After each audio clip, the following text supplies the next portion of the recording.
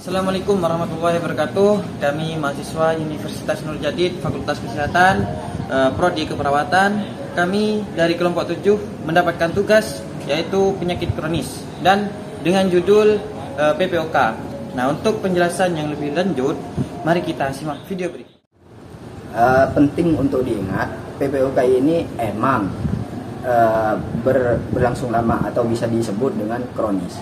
Tapi dengan penanganan yang tepat atau pengolahan yang tepat, kita dapat mengendalikan gejala-gejala dari PPOK ini agar ibu-ibu atau bapak-bapak tetap nyaman dalam beraktivitas. Apa saja langkah-langkah yang bisa kita terapkan untuk mengendalikan PPOK ini? Yang pertama, yang paling utama untuk bapak-bapak, berhenti merokok.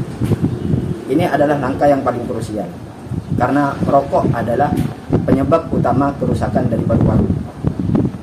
Berhenti merokok tidak hanya menghentikan kerusakan lebih lanjut di paru-paru, akan tetapi juga membantu obat-obatan bekerja lebih efektif.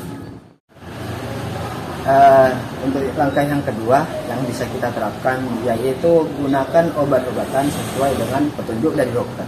Biasanya dokter memberikan obat-obatan atau bisa disebut obat hirup atau dengan kata lain obat inhaler. Dan obat inhaler itu gunakan sesuai dengan jadwal yang dokter tentukan kepada bapak dan ibu.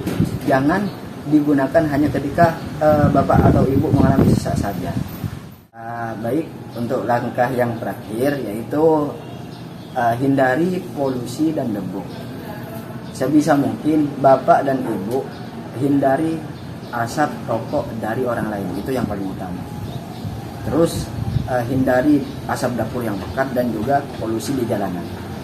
Jikalau bapak ibu ingin bepergian keluar, disarankan menggunakan masker dengan tujuan untuk memaksimalkan pengobatan yang sudah bapak ibu terapkan.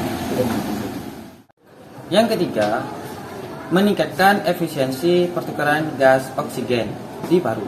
Nah, untuk cara melakukan teknik ini, yang pertama, tarik nafas perlahan dari hidung selama 2 detik. Yang kedua, kerucutkan bibir seperti halnya mau kita bersiul ataupun meniup lilin.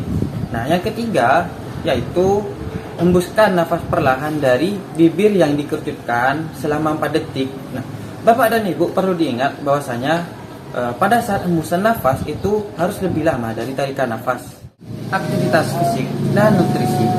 Nah, kebanyakan pasien yang mengalami PPOK itu takut dengan bergerak karena takut sesak nafasnya itu kambuh. Padahal otot yang kuat itu akan membantu tubuh bekerja lebih efisien dengan oksigen yang terbatas.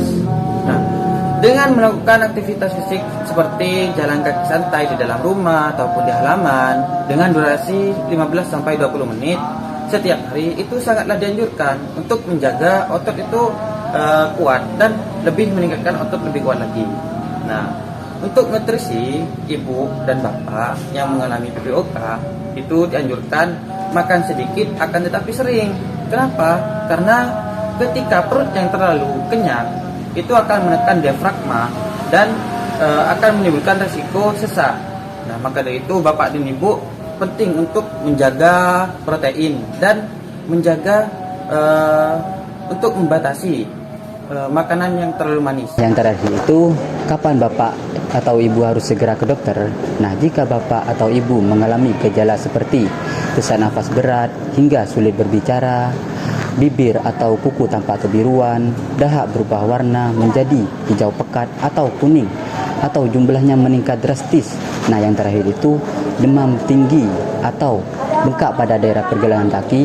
Nah, jika bapak atau ibu mengalami semua gejala itu, segera hubungi layanan kesehatan terdekat.